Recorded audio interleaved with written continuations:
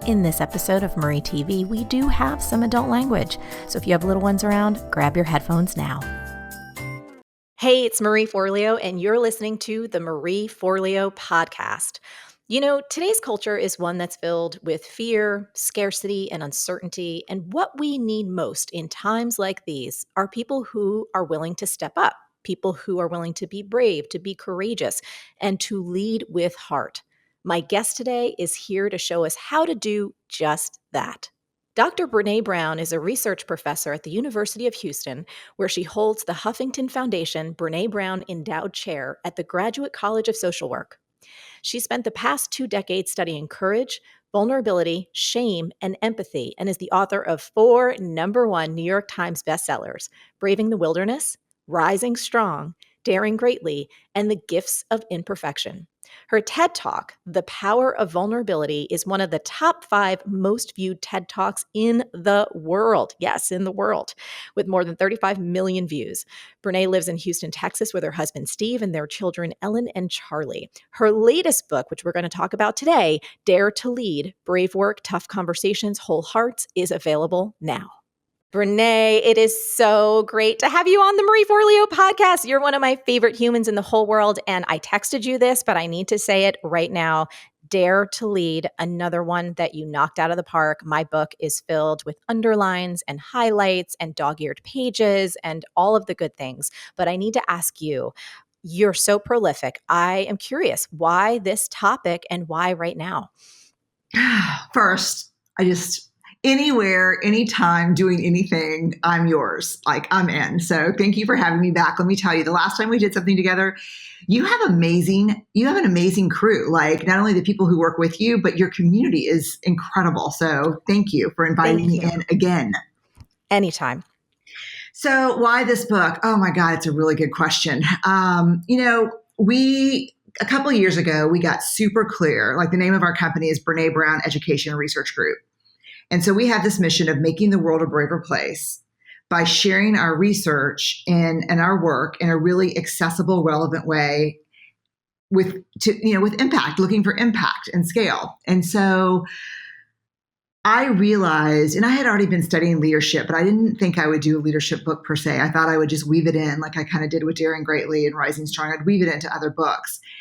And I had this huge epiphany, actually, in your hometown, New York. I was working with an organization that has 25,000 employees and was really just struggling. And the leadership was not showing, they weren't showing up like they wanted to show up. People were really in a dark place. And I thought, you know what? You can't change the world. If you can't make the world a braver place, if you don't change how we work. Because as adults, we spend more than half of our lives at work. And I think everyone listening will attest to the fact that if work is toxic, if work is shaming, if work makes you question your value, everything in your life just goes to shit. Yes. That gets an amen on a Wednesday or Thursday from me. Yeah. And so I just thought, you know what? I'm going to do this. And I think it's a book for everyone. I define a leader as anyone who takes responsibility for finding the potential in people and processes and has the courage to develop that potential. And so leadership, this is not a book for people in the C-suite or people, with corner offices and big titles. This is a book for every one of us that wants to show up, contribute, and lean into our purpose.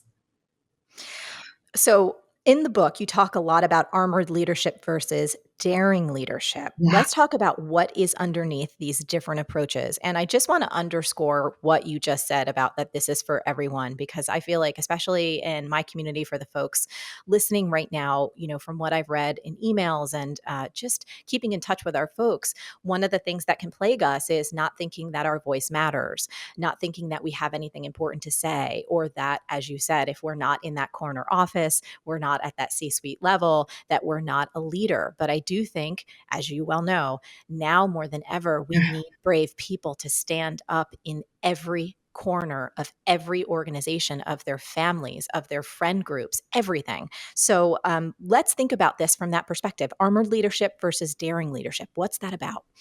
So here's what was really, I have to be honest with you, this kind of blew my hypothesis out of the water. Like I went in thinking that the biggest barrier to daring leadership is fear. We're Mm. afraid. And there's a lot of new research in here, including interviews with 150 leaders and a 3-year process of building an instrument to measure your daring leadership capacity. And so I started looking at the data and I was like, oh my God, I don't think the greatest barrier to daring leadership is fear. I'm wrong. So I went back and started interviewing some of the bravest people I know. I mean, bravest leaders I know. Again, from social justice movements to oil and gas companies, and they're like, fear? No, I'm afraid all the time. And I was like, what do you mean? They're like, no, I'm afraid every day. And I was like, it's not fear. And then as we started digging, what we realized is the greatest barrier is not our fear, it's our armor. It's how we show up when we're in fear. Some of us in fear recognize the fear. We're very aware of what kind of armor we depend on, how we self-protect. But most of us, and myself included still to this day, when we feel vulnerable or uncertain or at risk or criticized, we armor up. And that armor, those different behaviors we use to self-protect, they corrode trust. They move us into fear. They keep us away from courageous decision making. And they really are toxic to whatever our mission and purpose is. And so what it really came down to, the heart of the book, is the difference between, if everyone's afraid, daring leadership is having the skills to lean into the fear and figure out what the hell's going on and stay brave. And armored leadership is those terrible behaviors that we lean into to protect. And what does some of those look like for you? So I know for me, even mostly in like a personal realm, right? Yeah. For me to armor up, I know it's like I shut down, and in the book you were writing, I actually have some friends that I joke with about this. It's almost like I do turn into a transformer. All of the metal, right? Everything just comes Yeah. up and it's like, boom, it all gets sucked inside. And it's like, you cannot penetrate my vision, my heart, everything closes down. So I'm curious, what are some of the ways that it shows up for you? Well, 16 of them emerged from the research, and it was 16 different types of armor. Our armories are very full, and then 16 kind of daring leadership approaches to counter that armor. But I think some of the big ones that we face, driving perfectionism and fostering fear of failure. Yes. Perfectionism is armor. I mean, perfectionism is the 20-ton shield. Yes. And it's really all perfectionism. I mean, it's not striving for excellence or healthy striving. That's completely different. That's completely internally motivated. Yes. Where perfectionism is, oh God, what will people think? Yes. And so the daring leadership response to perfectionism is modeling and encouraging healthy striving, empathy, and self-compassion. So if you've got a team, or like I'm thinking about all the people I know who follow you in a cult-like but great way. And most of them are young entrepreneurs. They are, people, I mean, they lean into your work so heavily as they're trying to build their own businesses. Yes. And I can tell you, and most of them are women, not all, but most. And I can tell you from interviewing a lot of young entrepreneurs for this work, how many times, I mean, I get teary-eyed every time I think about it. I sat across from someone who sunk all their savings or borrowed money from their family and really started this thing that they believed in and let their perfectionism completely corrode it. Yes. Yes. It breaks my heart. I try to share as often as possible, Brené, how long it's taking me to get where I am and how long, 7 years I had all these different side jobs because I didn't know what I was doing. And I still am the farthest thing from perfect. We make mistakes all the time. So I love that we're talking about this. I really, really do. And I think it's especially important in the time that we're in right now where, Instagram is obviously most of our favorite social media platforms. And it's the place where everything can look the shiniest and the prettiest and the most perfect.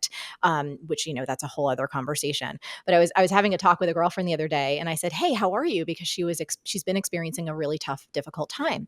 And I said, "I've, been watching you on Instagram, and I've been wanting to give you your space." And, and we were laughing because she's like, Instagram's mostly a lie. And it just Yeah. made me, it like I howled out loud. But to your point about daring leadership and perfectionism, and that's one of the ways that we armor up. I just really want to appreciate you for calling all of this out, because it's so, so important. And another thing I highlighted in the book, which I love this phrase, embrace the suck. And I really want to drive home this point that courage and fear are not mutually exclusive. We do not have to stop feeling afraid to do brave, courageous things. Thank you. I mean, no, like y'all, I love people make up I could just spend the rest of my life like reading a book of stories people make up about me and like what my life is like. Like I'll be honest with you. I texted my chief of staff like 5 minutes ago and was like, and who is my sister, and was like, "Oh my God, is this shit with Marie audio or video?" And she goes, "Audio. I've already told you I'll give you a head of his video." Right now, I'm sitting here, my hair is wet, and I've got like masks under my eye bags because I'm just getting over being sick. I threw my tennis shoes on. I just came downstairs. I've got one Adidas tennis shoe on and one Converse tennis shoe on. I didn't realize I grabbed two different tennis shoes. Yes. Oh, okay. You want to trade stories? So Yeah. I came into my studio. So right now, same thing. It's like a little bit. Today is one of those hot fall days in New York City. Yeah. My uniform, when I'm not doing my show, which I like to say, it's the Marieforleo, it's Marie TV. It's a show. But I run into people all the time on the street with no makeup. My uniform is a really comfy V-neck t-shirt and some form of jeans and flip-flops. Like that is my happy place. So I come into my studio about to record this, right? And I have a thing where if I have a lot of visual clutter around, I find it hard to concentrate. So that's just one of the things that helps me just stay focused. So I think it was like a week or two ago, we were here in the studio filming some stuff, and I just had a moment where there were so many. Do you know when like you just look around, you're like, how did all this clutter get here? Like it just accumulates. So my team helped me clear things out because they know how important it is to me. And I'm getting ready for this podcast, and guess what, Brené? My podcast mic that we're on right now, the little plug, the USB that Oh helps it plug God. in, is not fucking there. So it's literally, so I'm like, oh shit, I gotta talk to Brené in like 10 minutes. So here's where grace comes in. I knew I chose this particular location where I'm in New York City for a reason. First of all, it's around the corner from my favorite karaoke place ever. And it happens to be down the street from a place called Adorama, which is a place that is all tech, like cameras, audio equipment. I am running down the street, Brené. My everything is jingling. This is like literally 10 minutes before you and I just hopped on to record this. And I'm like sweating bullets, get this USB port, like begging these guys in the store. I'm like, hey, I'm about to record a podcast with one of my really dear friends. I really need this USB port. Can you help me? And they like ran, got the USB port. I'm running back down in Manhattan on the street and get back into the studio. So for anyone thinking that we have our shit all together, Yeah. no. That's a lie. And don't tell yourself that in order to like so you can snuggle up with your own self-doubt. Like you don't use me. Yes. Like don't use me as your I suck snuggle toy. Oh my God, I love you. Yeah, because that's not going to work. Okay, so moving on, let's talk about shame and empathy. And I want to dive into shame first. On page 126 of Dare to Lead, you write, shame is the fear of disconnection. You also write that the fear of being irrelevant, and my goodness, girl, I highlighted this so many times. The fear of being irrelevant is a huge shame trigger that we are not addressing at work. I threw my hands up when I read that. I think this is so true for employees in this time right now. I think it's true for CEOs. I think it's true for startups, for anyone who is looking to make a difference and make a positive impact in this world. This is one of the things in the room that we're not talking about, this fear and the shame of being irrelevant, because things are moving so fast. So I'm curious to hear more of your take on this. I think it's one of the biggest shame triggers at work that we face. And I've got to tell you that comparison is the devil here. Yes. Like whether you've got your own side hustle and you're trying to do something, or you've got, you're in a really steady job that you're trying to climb up the ladder, whatever it is. Wow, we just spend so much time and energy checking the other lanes. Yes. And there's nothing that kills you in a race like looking over and checking lanes. And I think, it's interesting because going back to the armored leadership versus daring leadership, one of the comparisons of the two and how they show up is one is hustling for your worth, Yes. and the other is knowing, and daring leadership is knowing your value.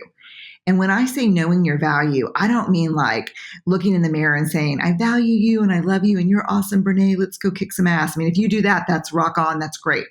What I'm talking about is a sit down with the people, with your supervisor, with whoever you work with the people, the family members that lent you 10 grand to start your Etsy business, whoever that you trust, sit down and say, help me explore and name the value I bring. Help me know what it is that I do uniquely well. Tell me what it is that you think, the strengths that I bring. Like, we have to understand our value. Because for one thing, it's really hard for shame. Shame will pick somebody else. To pick, they'll pick on someone else. They don't choose the people who are very clear with their value, because it's harder to stick to us sometimes. And so I think I know my value. Like, I know what it is and I know what it isn't. So I know that, the budget work and doing pro formas and projecting things is not my strength. So I have a CFO that's amazing at doing that. What I know is my strength is, and it's really weird and it's tied to my purpose, is I'm really good at seeing connections between things that most people don't see, and then wrapping language around it in a way that makes it accessible and makes people feel less alone. Like, I know that's my thing. Mm-hmm. Absolutely. And And so, so when I come out of a week where I've done none of that work, and all I've done is stared at spreadsheets, which I'm not good at things like that. I'm just not. Unless someone, my CFO is really good with me because he wraps a narrative and he tells me a story about the numbers, which I'm like, I tell him that makes sense to me. But when we don't know our value and there are changes at work or there's up turmoil or whatever, we're the first to go. And then we start hustling.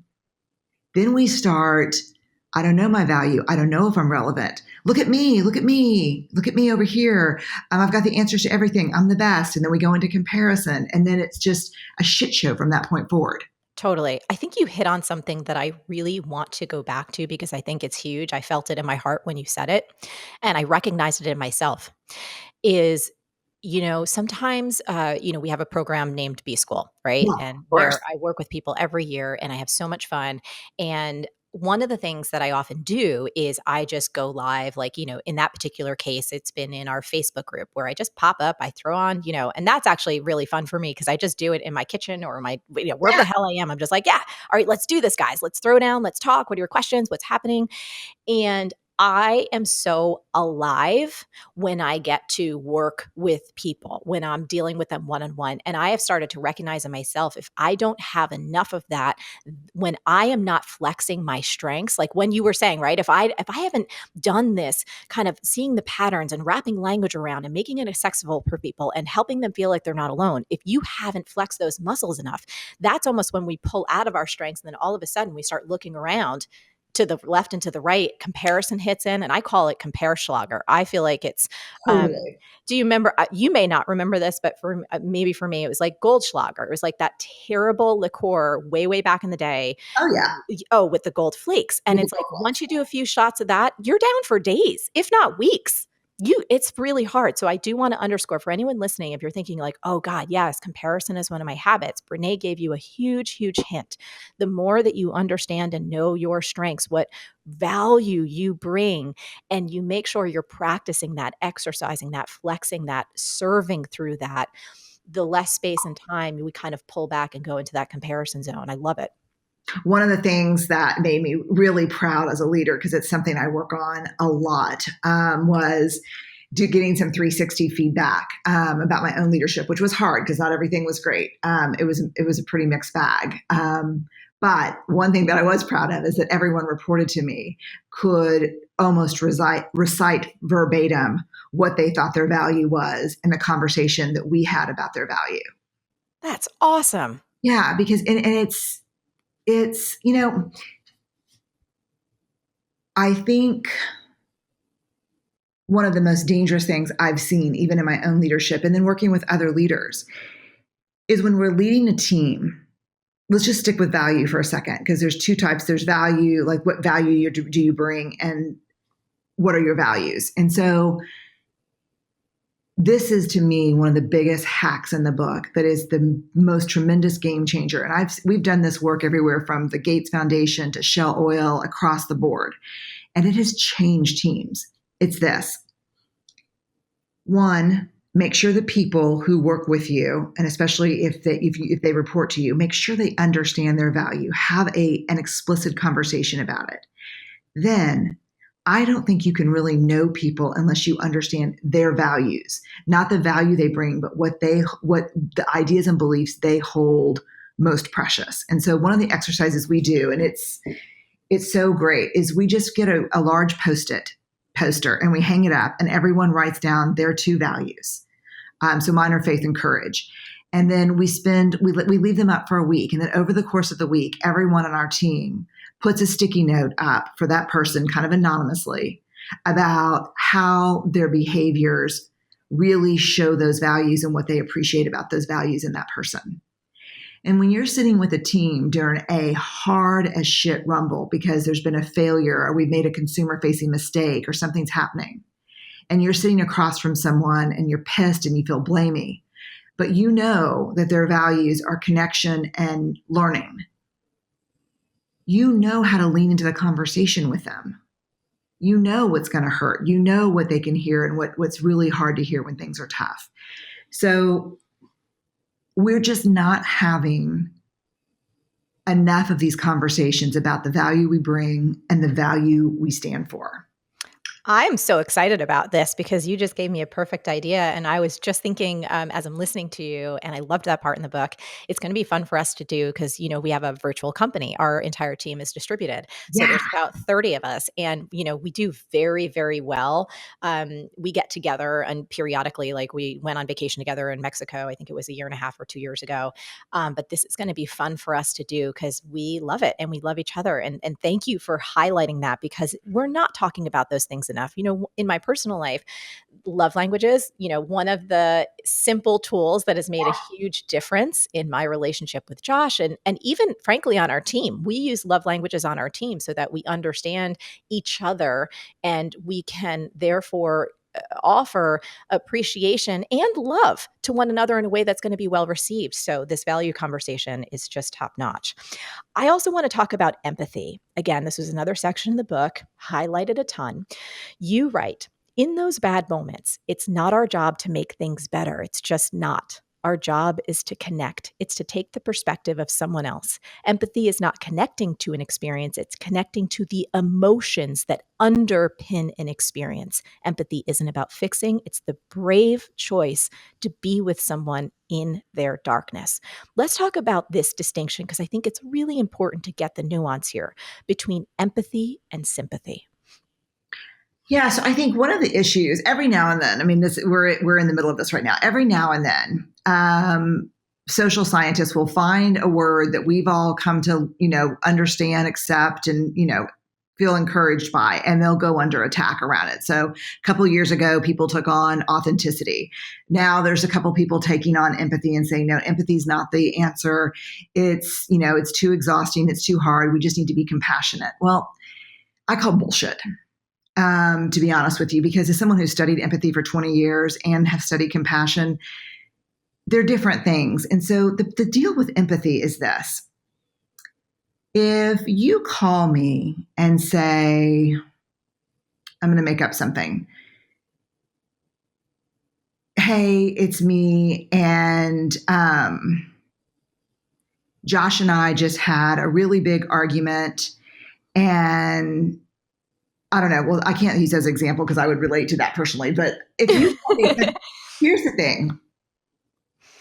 As a social worker, I've heard stories about, and as a researcher, I've heard about your sexual assault, the death of a child. I've heard everything you can imagine from people. And I have a great capacity for empathy in those things, not because I've had those experiences.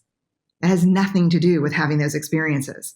It's the fact that I understand some of the emotion underneath those experiences and can connect with it. I always we'll give people a test, Marie, right now who are listening. We're going to give you an empathy capacity test. Number 1, have you ever felt grief, Yes. loneliness, Yes. anger, Yes. joy, resentment, contempt? Okay, you pass. Because I can say to someone, no, I don't. I've never had that experience, but I can hear you and hold space for you and be with you because I do know rage and I do know grief and I do know sorrow. I do know longing for something that doesn't exist anymore. I do know those things. The So, danger, let me just say this because this is where people get tricked. This is tricky. yeah.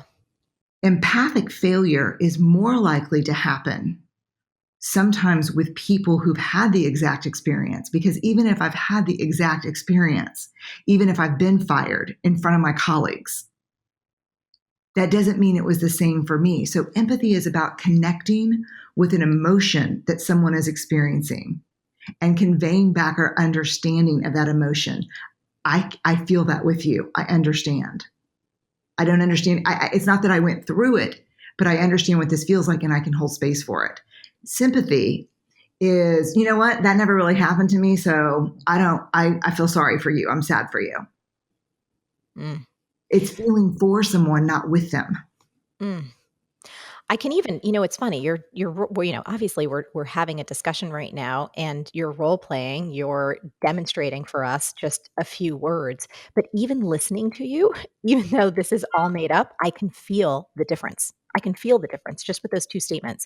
I also want to share something that you wrote in the book, which I think will be incredibly helpful for our listeners, because sometimes when hard things happen, folks are afraid to say the wrong thing to a friend or colleague, right? They don't know if they should call, should they email, should they text. And one of the things I underlined that you wrote was a quote. You says, "I don't even know what to say right now. I'm just so glad you told me." Something so simple, something so just easy to communicate. I just wanted to thank you for even giving language to that, because we've heard from people. I know I've experienced this in my own life when something horrendous happens and you can freeze up because you don't want to make a mistake or say the wrong thing. Perfectionism rising its head again. So I just wanted to share that because people need to know that Dare to Lead is filled with all of these incredible tools and starters and sentence stems that all of us can use. And I do want to ask you this, and I want to acknowledge this right now because I read this in the book, Brené, that you still, after 20 years of doing this incredible work, when you are learning new tools, that you take notes, that you have notes about the things that you'd like to say or communicate in the way that you want to do it. It's something I do too, especially when I'm having hard conversations, if I have to let someone go, or it's just a really tough thing that we need to get into that's not going to be comfortable. So you still do that too. I always take notes, and I always take notes. I role play a lot. And sometimes I'll say, hey, Marie, I have to have a really hard conversation. Let's just say I have to have a really hard conversation about a partner that we're working with whose deliverables are just over the last month consistently not up to par. And would you be willing to play me in this role play? And I'm going to play the person I have to talk to, because I'm going to come back. I'm going to come at you with everything I'm afraid they're going to say. Mm. So good. And So so, good. yeah. And Marie will say, sure, what do you want me to say? And then let's just do it, Marie. So I Yep. want you to say, over the last month, there's been a decline in the quality of the deliverables, and we need to rumble on what's happening. Okay. So Okay. over the last month, there has been a decline in the quality of the deliverables, and we need to rumble on this. Your team is so hard to work with and you're never around. So what do you expect? That is interesting information. I want to take that. We should talk about that because I'd like to hear the specifics more about what you mean that they're not around, so that we can really find some common ground here to get it to where you feel it's a great working relationship, and also that we get the quality that we need. Okay, so freaking nailed it. Oh, did I? Shit. Yeah, you totally nailed it. You totally nailed it, because I could give you all the biggest hack in the book is when you have to lean into vulnerability, and embrace the suck during a hard conversation, we have to take off the armor, and that's scary because then we're just left standing there. And so what do we use if we don't have the armor? And curiosity is the leader's tool. Stay curious. So you just stay curious. Okay, I want to hear more about that. Give me some examples. What does not never around look like? What does, tell me what you say my team is hard to work with. I want to understand. Tell me what that looks like specifically. Like, that is how you stay in the hard conversation. Get curious.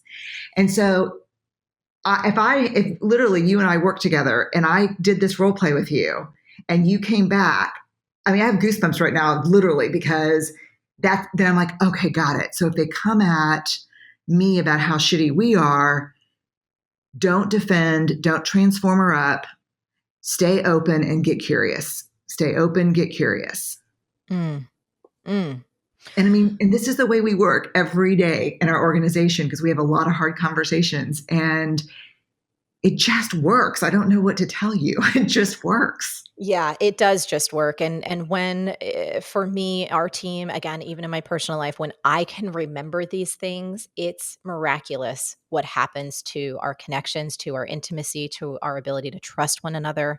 And it really does all come back to vulnerability. So let's go into that more for a moment. You share in the book that vulnerability is not winning or losing, it's having the courage to show up when you can't control the outcomes. And I happen to know this about my listeners because sometimes folks who are inspired by our work, we tend to share some DNA.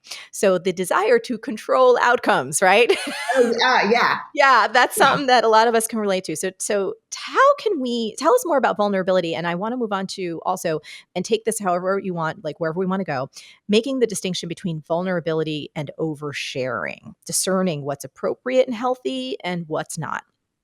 Okay, so great question. So let me tell you that here's one. Okay, so one big idea coming from the book that surprised me was that it's not our fear that gets in the way; it's our armor.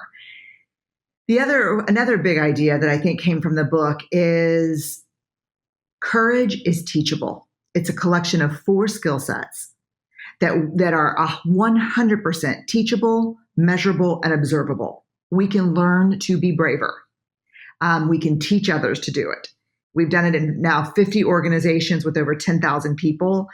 You can learn to be brave and braver. So when we looked into, okay, what are these skill sets that, what does courage look like? How does it show up? What we realized is out of the 4 skill sets, vulnerability is the foundational skill, the capacity to rumble with vulnerability. So vulnerability is the emotion that we experience when we feel uncertain, at risk, or emotionally exposed. When we put up that honest blog post, when we have to have a hard conversation like we just modeled, when we have to, ask for feedback, when we get feedback, whether we ask for it or not, when we have to give feedback, when things are messy in the middle and we just want a quick fix because we don't like staying in the uncertainty. Your capacity for courage, our capacity for courage as leaders will never be greater than our capacity and our ability to rumble with vulnerability. Who are you when you're awash in that emotion of uncertainty and risk and emotional exposure? So I'll give y'all an indicator. It's 4 skill sets. Half the book is the first skill set, vulnerability. And it's vulnerability is so just go back to the role play that you just freaking nailed again. I promise y'all we didn't actually role play the role play. She just nailed it like a mother. If you are working with a partner and a collaborator and everything they're giving you you feel like has just gone to hell and you have to have that hard conversation. A daring leader talks to those people directly. Yes. Armored leader talks about those people to other people. Like, that's not brave. So vulnerability is that phone call, is having to pick up the phone or get on Skype or Zoom or Slack or whatever you're using and say, something's not working. That's a moment of vulnerability, and people always, I just did an interview for Inc. magazine and they said, how much, if you want to be a daring leader, how much personal stuff should you share with people? Yeah. And I'm like, When I get asked that question, I know you don't understand what I'm talking about, because I have interviewed daring leaders who share very little and are incredibly vulnerable, but they disclose very little personally. Yes. And then I've worked with leaders who disclose everything and they're not vulnerable at all. Yes. It's not about how much you share. It's about, can you stay in the discomfort? Can you embrace the suck? And so for me, you mentioned having to let somebody go. Yes. I mean, how many of you listening have stayed in a working relationship, any kind of relationship, way too long because you're afraid of the discomfort of having the brave or hard conversation? It's something, Brené, that we've learned in our company. When we discover that someone is not the right fit, we strive to move as quickly as possible because we feel like it is the most loving thing to do. For sure. And it's never easy. And I know the last time that I did it, it was not long ago and it was very, very difficult. There were tears and it really took everything in me to stay open and to keep my heart open and to hear and to listen and to let this person know about their value and their gifts, and that the truth was for me that I wanted them to keep going. It was just became clear that we weren't the right environment to have them ultimately thrive to their fullest potential, right? There Yeah. wasn't that match. And even though it was difficult, it was like now that person has an opportunity to take their gifts and to have them fly in an environment where it is the right fit. Um, I want to talk about rumble starters and shitty first drafts, if we may, from the Learning to Rise section. Yep. The one on page 172 that you said by far is the most powerful rumble starter in the free world. You said it's changed every facet of your life. What is it and how can it help us stay on the path to braver leadership? Oh, by the way, before you answer that, I just had to say I made a little note.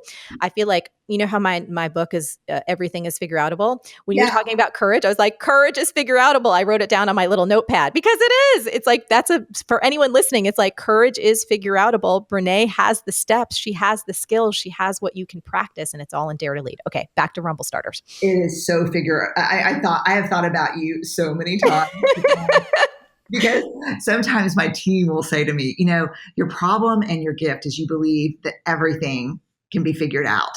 And I'm like, I just, Marieforleo'd your ass right now. Yeah, Yes. I think it is. I was just reading Neil deGrasse Tyson's like Yeah. a book about astrophysics, and Yeah. he has this great quote that I highlighted. I'm like, oh, that's going in my book. He's like, we are a part of the universe. I'm going to mangle this quote, you guys. So please, I'll have to because I haven't memorized it yet. But it's like we are a part of the universe, and inherent in that is our ability to figure it all out. And I was like, yes. So Oh I'm with you, my Brené. God. That gave me goosebumps. Yes, even if they do think it's our Achilles heel, I'm fine with it. I will retain my position as an optimist, and I love the spirit of adventure that, again, like courage and bravery, that we can figure it out, that it is learnable, that we can dig in and do the hard work and become who we're meant to be. Okay, on to rumble starters. Okay. So the number one rumble starter, and like if you just came into our office as a fly on the wall, you would hear all of us say it, I bet 10 times a day. And it's the story I'm making up. Mm, Because when hard things happen, you know, neurobiologically, the brain wants a story because the brain's job is to protect us. It senses that we're anxious or fearful or feel vulnerable. And the brain's like, give me a story. Help me understand what's going on. So I can protect you. Who are the bad guys here? Who are the good guys? And let me tell you, we make up the story. How many of you have ever gotten conflict, at work or at home or with a parent or a partner and walked out of the room with this entire story made up about what's happening? Because here's the thing, you make up a story with bad guys and good guys, you put yourself in kind of a they're out to get you place. The brain loves a story with bad guys and dangerous things. And in fact, if you give it a really good one, it'll reward you chemically. The mm. brain is not interested in I'm not sure what happened that meeting. Something felt off. I could have had a part. The brain's like, that's a bullshit story. Who's the enemy? And the more we give the brain what they want, the more the brain rewards us. And so men and women with the highest levels of resilience who we've interviewed over the past decades use this sentence, the story I'm telling myself. So, I mean, I probably have done this. I bet today it's 11 o'clock here. I bet I've already done it twice today with my team because we're launching a new Dare to Lead hub Yes. along with the book. And this morning I was looking at something and I was like, this is still not changed. And we've talked about it 3 or 4 times. And I'm starting to make up either someone on the team disagrees and so is not changing it. We need to have a conversation about it, or it's just not the same priority for you as it is for me. Yes. And we have these conversations all the time. So, my Murdoch, my manager, hey, what's going on? Listen, I just wanted to check in. I'm making up that you're not concerned about these deliverables, or I'm making up that you're pissed off about what happened in the meeting. No, I'm not pissed off at all. My foot fell asleep and I'm grumpy. Just that story, like help me understand. The story I make up is we handled it this way because we thought it was the fastest way to get out of it, not the necessarily best way to get out of it. And then someone might come back and say, that story's not true. I sat with this for 2 days trying to figure it out. This was my idea because I thought it was the best way, and here's why. It's such an open-hearted, honest, vulnerable way to say, we got to rumble about something hard, and let me be brave and upfront about the stories I'm coming to the table with.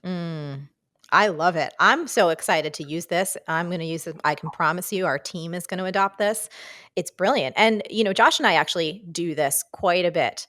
And it really works magic. Again, I feel like so much of what we do in our personal lives can be translated, frankly, to the workplace. I'm curious about the time that we're in right now, right? Which is obviously challenging externally, very divisive politically. Mm-hmm. What about your experience being a brave leader? This is a question that we get a lot, Brené. If I know this has happened for you, it's actually just happened for me recently, where people want to kind of shout me down, tell me to sit down and be quiet. You're only supposed to motivate me. You're only supposed to talk to me about, this narrow little array of topics. And should I express an opinion or a belief in anything otherwise, all hell fucking breaks loose, right? I'm curious if you have anything to share, because some of my folks have been like, oh my goodness, Marie, thank you for saying something. You actually just gave me courage to say something. How does the fear of public shaming play into someone who's listening, right? Who wants to be more brave and open-hearted as a leader? I'm still like, I am still in recovery mode from, I posted a picture of Anita Hill and Professor Ford and said, I think courage is contagious and this is what vulnerability looks like. And thousands of people unfollowed. And it was my most circulated, shared, and liked post in my history on social media. So that just points to the absolute divisiveness. I mean, like it's a war zone. Yeah. And I want to keep talking about this. I want to say 2 things. One is, one of the other key things that I underline in your book was the research that points to how painful this can be. And you'll have the science better than I will, but this might be the trigger for you, is how, getting emotionally attacked and how that's analogous to physical pain. Oh yeah. I mean, our brain, literally, we feel social pain in the exact same way we feel physical pain. Same part of the brain, same part of everything. I mean, it is real. And I have to say, like, before I usually go out with something like that, Steve and I will have a conversation, my husband, because it affects me. It doesn't affect me, to be honest with you. I don't give a shit if you unfollow me. I have to be really honest. My job is to be myself, and I don't owe you anything. And follow me, don't follow me. It doesn't matter to me. Because if a condition of you following me is to stay quiet on things I believe in, you're following the wrong person. That's right. But the shout outs, not the shout outs, the shout downs, how many people said, what hurt me, I think, the most was how many people said, one person said, "You're a spiritual columnist. Your work has changed my life. Why are you wading into politics?" And I'm like, did you read my books? Have you, Yeah. how did I change your life without you seeing me? Yes. Like, I'm so happy we're talking about this because I, as well, I had posted just an image of Dr. Ford just saying, "I believe you," because that is the truth. That's how I felt. And similarly, first of all, I think it's interesting that you talk with Steve about it. I actually did not talk with Josh before I posted, and I did a lot of commenting. Frankly, when I was buying shoes, I don't shop very often, but I needed to give. Josh was working on a role, and I needed to give him some space. So I was like, you know what, I'm going to go shoe shopping because I'm going to go see J Lo. And that's when everything kind of went down. And I was like, wow, similarly, people like, "That's it, I'm unfollowing you." I'm like, how did you not know how did you've been following me and not really get who I am? It's fascinating. So I know that this conversation is going to be extremely valuable for our listeners because a lot of folks, frankly, they don't get to hear someone like you talk about this side of it very often. So I just want to thank you for being transparent because it's not easy. And I it also, hurts. It hurts. yeah. It's real. And the reason I have to talk to Steve about it is the bandwidth it takes for me sometimes to not go under is tremendous. And I've been sick. I'm just now getting over being sick for like 2 weeks. And they thought that I had mono, then strep throat. And now they realize I have a sinus infection. But I've just felt like just terrible. And I'm not a good sick person. And so all this on top of it. And it's like, and it's not that I go under. It's like when I drive on the freeway. It's like if I keep going straight on 59 and someone pulls off on 610 because they're headed a different way, no one's leaning out of their fucking car screaming, "I'm not following you anymore." They're just turning off. Like, good. Like, I don't need the announcement that you're unfollowing me. I don't, Yeah. unfollow me. Yeah. That's not what takes the bandwidth. In fact, sometimes I think these posts are great filters. What takes the bandwidth for me is my grief about the state that the world is in, Mm-hmm.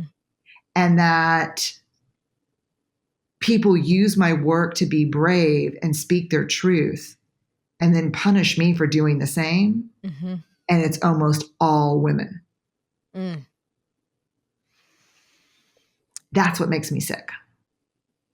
Because let me tell you for sure, and I think I actually don't read comments anymore, but I did read a comment when I posted about separating the family separation stuff at the border. Yes.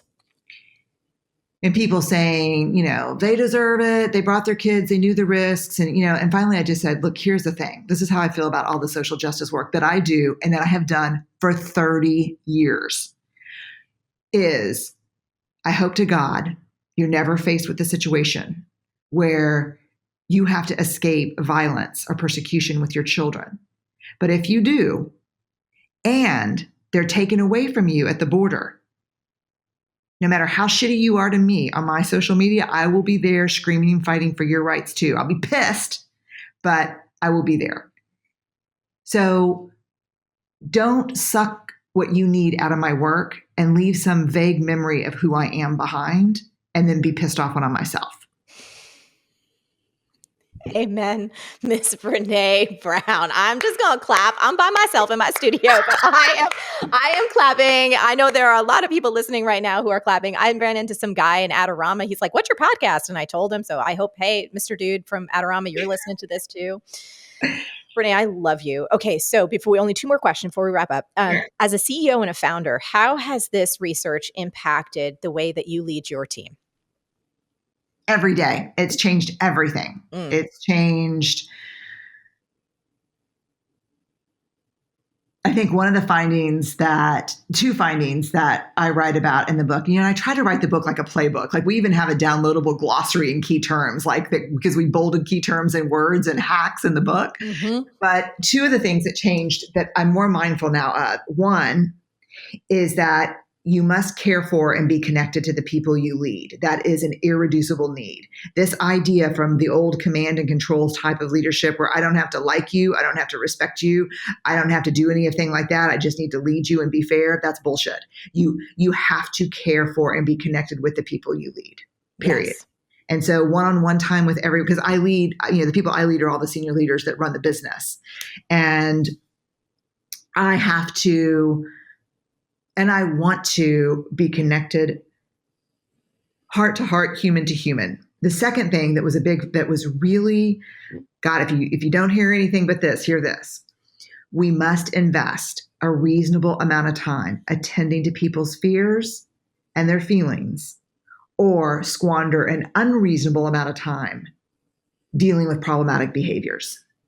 Mm. People don't want to talk about fear and feelings at work, but when there's massive change and churn and things are hard, we have to stop and make time, even if we're just busy as hell, to attend to people's fears and feelings. Let me check in with you. And then one of my favorite lines, and you can use this anywhere in your life, is what does support look like right now? What does support look like right now? Yeah. Not, hey, can I help you? Like, I've got a friend who's got a very sick parent. If there's anything I can do, let me know. No one is going to come back and say, there are things you can do. Very few of us are going to do that. But if you say, hey, what does support look like right now? And I actually texted her that, and she just texted back this morning, just stay open for the rants and screams and cussing and yelling, because I'm in so much grief and pain right now. I'm like, I'm here, text, in person, whatever you need. Genius. What does support look like right now? Even if we're letting someone go, we'll say, we try to do what we write about in the book. We try to do it with dignity. Can we let them resign instead of, being fired? What's the maximum financial thing that we can do, even if it's a little uncomfortable for us, to make sure they have some lead time to, recover, That's get right. back out there. That's And right. then even ask, what does support look like from us right now? Would you like to come back and say goodbye to everyone? Would you like, what does support look like? And it also gives other people the responsibility of asking for what they need, instead of not asking and then being resentful because they don't get it. Yes. Genius. I'm taking notes, Mama. I'm taking notes. I got all my notes in the book, and I'm still taking notes on my notes right now. Tell us about the other incredible things about this book that you want to make sure people know. Oh, yeah, I'm so excited about this part. We have built a Dare to Lead hub on BrenéBrown.com, where you can take a free daring leadership assessment. You can email yourself or print the results. We're starting a global read along of the book on October 12th on LinkedIn. So you can go to my LinkedIn page, and we're going to take a chapter a week through right before Thanksgiving, I think November 19th. And we're going to take your questions and I'm going to answer them on video. There's also a way to learn about our Daring Leadership Facilitator program, just a bunch of different ways to engage with Dare to Lead. So check it out at BrenéBrown.com and just click on where it says Dare to Lead Hub. Yay. I can't wait. I'm going to be there. I want to follow along with all of this. I love this book so much. And it's so great that you're giving people other ways to engage. I think one of the challenges, and thank you, by the way, you're actually giving me all these great ideas because, you spend so much time writing a book. You don't want folks to just read it and go, oh, well, that was a great idea. We want them to build skills and really use this and embed it so it becomes a part of their life. So thank you for creating these incredible resources and mentioning it. Everyone listening, make sure you go BrenéBrown.com, follow her. You'll get all the information for the hub, the assessment, the global read along. It's going to be incredible. As we wrap, well, first of all, I want to say this. I said this in our last interview, and I will say it again. My friend, you truly are a national treasure. I feel that with every cell in my body. I adore you so much. And I'm wondering, one of the things that a gajillion things that you do so brilliantly is your ending to your books. Like I always get goosebumps at the end to your book. So I'm curious if you would be willing to read the last few lines of your book as we wrap up this conversation.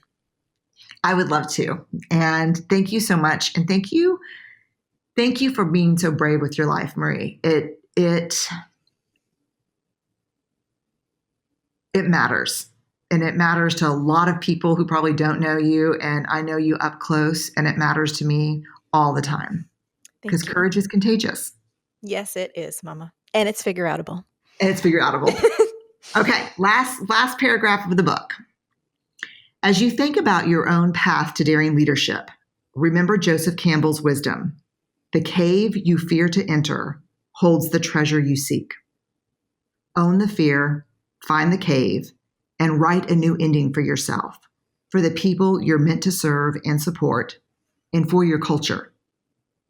Choose courage over comfort, choose whole hearts over armor, and choose the great adventure of being brave and afraid at the exact same time. Yes. I love it so much. I love you. Congratulations on this book. For everyone listening, go get multiple copies of Dare to Lead. You will not want to put it down. You will want to have everyone that you love, that you work with, that you live with, read this book because it is filled with actionable tools and practices and all of the different things that we need as humans to be our bravest and our most courageous. Brené Brown, you are a gem. Thank you so very much. And for everyone listening, thanks for being here on the Marieforleo podcast. Thank you, Marie. Now, Brené and I would love to hear from you. So we talked about a lot of different things today, and I'm curious, what is the insight that really resonated with you the most, and how can you put that insight into action starting right now? Now, the best conversations happen after even podcasts over at marieforleo.com, so head on over there and leave a comment now. And while you're there, be sure to sign up for our email list and become an MF Insider. You'll get instant access to an audio I created called How to Get Anything You Want. Plus, you'll get some exclusive content, special giveaways, and some insights from me that, frankly, I don't share anywhere else. So stay on your game and keep going for your dreams because the world needs that very special gift that only you have. Thank you so much for listening today, and I'll catch you next time on the Marieforleo podcast. Are you tired of talking into an empty void? Are you ready for more sales, more clients, and more raving fans? Take our free 7-day writing class at thecopycure.com.